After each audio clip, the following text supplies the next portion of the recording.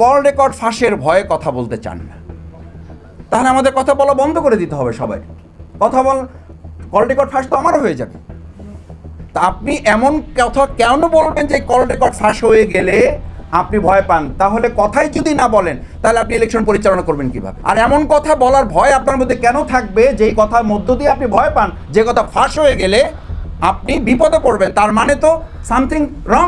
আপনি এমন কথা কখনো অফলাইনে বলেন যে কথাগুলো রাষ্ট্রের জন্য সুন্দর নয়, যে কথাগুলো রাষ্ট্রের জন্য ইতিবাচক নয়। এই সন্দেহ তো এখন জাতির মধ্যে তৈরি হতে পারে। আমি এমন কথা ফোনে বলতে ভয় পাই যেই কথা আমি অফলাইনে বলতে পারি, তার মানে তো আমার মধ্যে কিছু দুশ্চিন্তা আছে, তার মধ্যে আমার মধ্যে কিছু নেতিবাচক ব্যাপার আছে। আমি যদি যে কথা মানুষের সামনে বলতে পারবো না, আমাদের প্রিয় নবী রাসূল করিম সাল্লাল্লাহু আলাইহি সাল্লামকে আদর্শ নেতা বলা হয় কেন?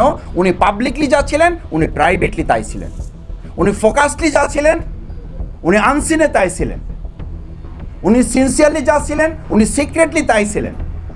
This is character, this is ideology. তা আমাদের বর্তমান নির্বাচন কমিশন যদি খুব ভালো অবস্থা বুঝাতে গিয়ে এটা বলেন যে আমি কথা বলছি না ফোনে, কারো রিসিভ করছি না ফোন দুর্নামাজে, এই জন্য যে কল রেকর্ড ফাঁস হয়ে যাবে। তো কল রেকর্ড ফাঁস হয়ে গেলেও যাতে কথাটা জাতি জানতে পারে এবং তার মধ্যে জাতি উপকৃত হয়, সেরকম কথাই তো আমার বলা উচিত।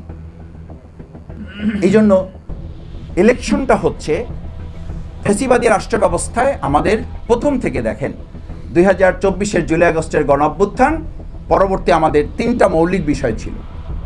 নাম্বার 1 ছিল বিচার। এই বিচারে আমরা মৌলিকভাবে তেমন কোনো অগ্রগতি নিয়ে আসতে পারি নাই। ফলশ্রুতিতে এখন আমাদের টেনশন, রাস্তায় কারা বের হচ্ছে, উস্কানি দেওয়া হচ্ছে যে অমুকে তাদেরকে ঠেকাচ্ছে, অমুকে তাদেরকে ঠেকাচ্ছে না। আবার যখন কেউ ঠেকাতে যাচ্ছে তখন আমরাই বলছি আইন হাতে তুলে নেওয়া হচ্ছে। কেন ভাই? আমার ঠেকানোর দায়িত্ব আমাকে নিতে হবে কেন?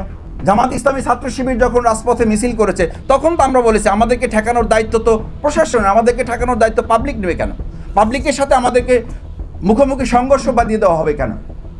তাহলে আজকে যারা রাজপথে অন্যায়ভাবে নিষিদ্ধ হওয়ার পর, জামাত ইসলামী ছাত্র শিবির তো নিষিদ্ধ ছিল না, তারপরও তো আমাদের মিছিল শুরু হওয়ার আগেই লোকেরা বুঝতে পারতো, ওখানে পুলিশ, র্যাব, গোয়েন্দা সংস্থা এমনভাবে হাজির হয়ে যেত, দোকান রিক্সাওয়ালা যারা ছিলেন আশেপাশে বলতেন যে এখানে কি ভাই জামাত শিবিরের মিছিল হবে নাকি?